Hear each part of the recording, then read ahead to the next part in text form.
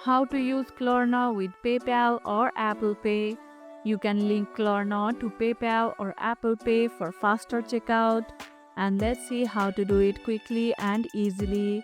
First, open the Klarna app, go to the payment methods and add PayPal or Apple Pay.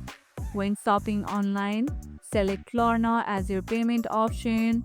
Then choose your linked PayPal or Apple Pay account to complete the purchase instantly.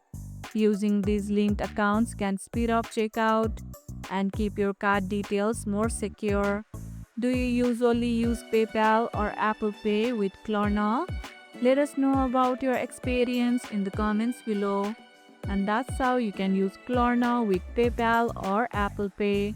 And if this video helped, hit the like button, share it, subscribe, and leave a comment. Thanks for watching, and I'll see you in the next one.